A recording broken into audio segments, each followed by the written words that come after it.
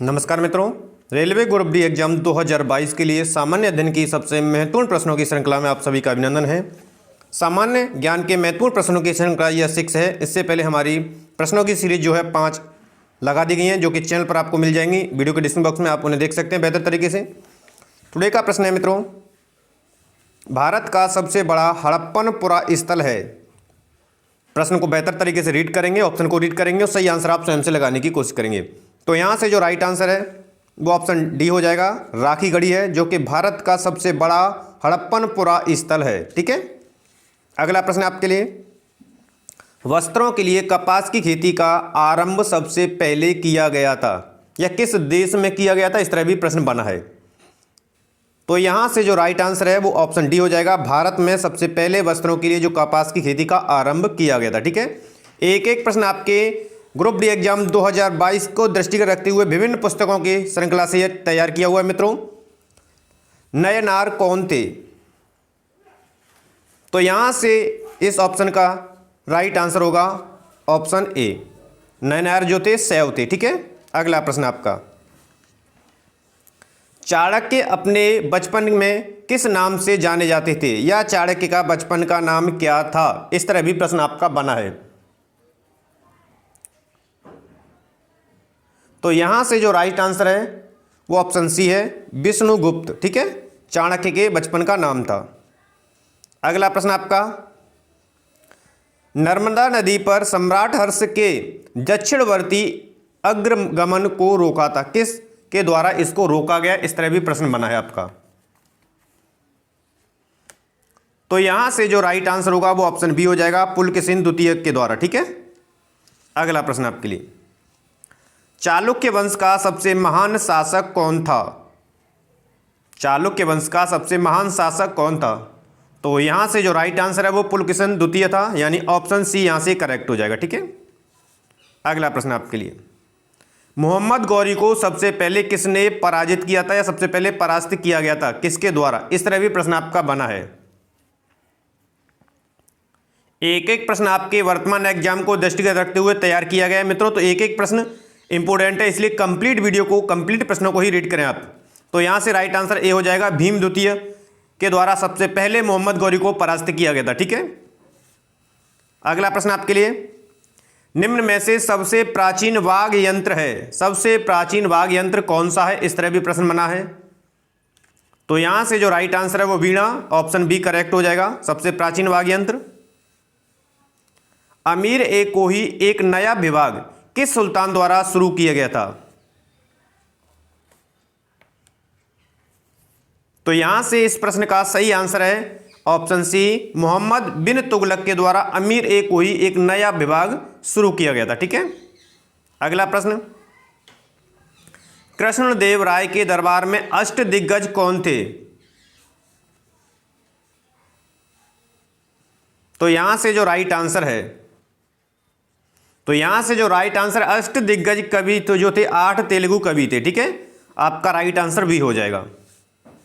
अगला प्रश्न आपका, चित्तौड़ का कीर्ति स्तंभ निर्मित हुआ था शासनकाल में, यानी किसके शासनकाल में चित्तौड़ का कीर्ति स्तंभ निर्मित हुआ था? तो यहां से राइट आंसर आपका हो जाएगा राणा कुब्बा, ऑप्शन ए करेक्ट हो जाएगा। ठीक है, अगला प्रश्न है, बीजक का रचयिता कौन है? तो यहां से बीजक का जो रचयिता है वो कबीरदास जी हैं, यानी कि आंसर यहां से बी करेक्ट हो जाएगा। अकबर के दरबार में आने वाला पहला अंग्रेज व्यक्ति था, या अंग्रेज व्यक्ति कौन था? इस तरह भी प्रश्न आपके बना है। तो यहां से जो राइट आंसर है सर थॉमस रो। ठीक है, आंसर आपका फर्स्ट। तो यहां से जो राइट आंसर है ऑप्शन ए, रॉल्फ फिंच। अगला प्रश्न आपके लिए, 1857 के बरेली विद्रोह का नेता कौन था? एक एक प्रश्न इंपोर्टेंट है, तो इसलिए कंप्लीट वीडियो को देखें। तो यहां से जो राइट आंसर है, यानी 1857 के बरेली विद्रोह का जो नेता था वो खान बहादुर। ठीक है, आंसर ए करेक्ट हो जाएगा। अगला प्रश्न आपके लिए, गदर पत्र का प्रथम अंक निम्नलिखित में से किस भाषा में प्रकाशित हुआ था? गदर पत्र जो था उसका पहला अंक, एक एक प्रश्न इंपोर्टेंट है, इसलिए अधिक से अधिक संख्या में शेयर करेंगे और चैनल को सब्सक्राइब नहीं किया है तो चैनल को सब्सक्राइब कर लेंगे मित्रों। यहां से जो राइट आंसर है, गदर पत्र जो भाषा में प्रकाशित हुआ था वो उर्दू भाषा थी उसकी, ठीक है। आंसर ए करेक्ट हो जाएगा। अगला प्रश्न है आपका, भारतीय राष्ट्रीय कांग्रेस के पहले अध्यक्ष या प्रथम अध्यक्ष कौन थे? ए ओ हुम के द्वारा तो इसकी स्थापना की गई थी, ठीक है, और इसके प्रथम अध्यक्ष पूछा गया है, तो प्रथम अध्यक्ष थे इसके WC Banerjee. Answer B correct हो जाएगा यहां से, ठीक है। अगला प्रश्न आपका, रॉलेट एक्ट भारत में लागू किया गया था, या भारत में किस वर्ष रॉलेट एक्ट लागू किया गया?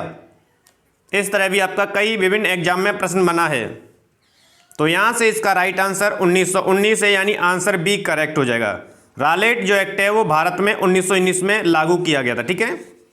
अगला प्रश्न, 9 अगस्त 1942 को जिन दो नेताओं हजारीबाग में को गिरफ्तार किया गया था वे थे, यानी कि हजारीबाग से इन नेताओं को गिरफ्तार किया गया था 9 अगस्त 1942 को, उनके नाम आपसे पूछे गए हैं। एक एक प्रश्न इंपोर्टेंट है, तो यहां से जो राइट आंसर है वो आपका ऑप्शन डी हो जाएगा। शिव कुमार और रामानंद को हजारीबाग से 9 अगस्त 1942 को गिरफ्तार किया गया था, ठीक है। अगला प्रश्न आपका, निम्नलिखित ज्वालामुखियों में से किसे भूमध्य सागर का प्रकाश स्तंभ कहा जाता है? ऐसा कौन सा ज्वालामुखी है?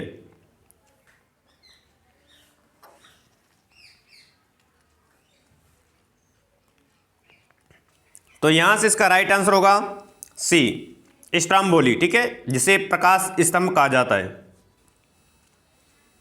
अगला प्रश्न आपका, म्यांमार की नई प्रशासनिक राजधानी कौन सी है या कौन सी थी? इस तरह भी प्रश्न आपका बना है, तो यहां से जो राइट आंसर है वो ऑप्शन डी हो जाएगा, न्यू पीता, ठीक है। अगला प्रश्न है, संचार उपग्रह वायुमंडल के किस स्तर में अवस्थित होते हैं? तो यहां से करेक्ट आंसर होगा, तो यहां से जो राइट आंसर होगा वो ऑप्शन ए हो जाएगा, बहिर्मंडल में। अगला प्रश्न आपके, बरमूडा त्रिभुज स्थित है या बरमूडा त्रिभुज स्थित है? एक एक प्रश्न इंपोर्टेंट है आपके लिए, इसलिए वीडियो को लाइक कर देंगे, शेयर कर देंगे। तो जो बरमूडा त्रिभुज है वो स्थित है आपका पश्चिमी उत्तरी अटलांटिक महासागर में। आंसर ए करेक्ट हो जाएगा यहां से। अगला प्रश्न आपका, भारत की सर्वोच्च पर्वत चोटी कौन सी है?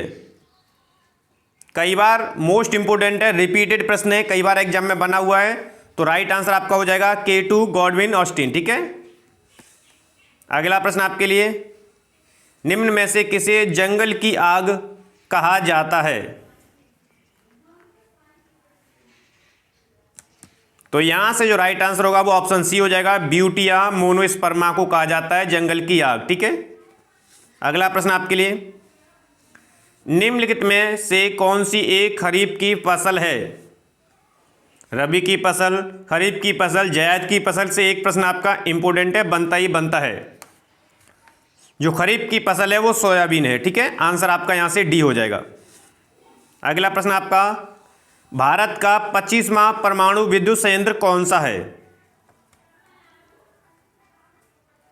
25वां परमाणु विद्युत संयंत्र, ऑप्शन को बेहतर तरीके से रीड करेंगे, प्रश्न को भी बेहतर तरीके से रीड करेंगे और सही आंसर स्वयं से लगाएंगे। जब तक आप स्वयं से नहीं लगाएंगे तब तक प्रश्न नहीं बनता है।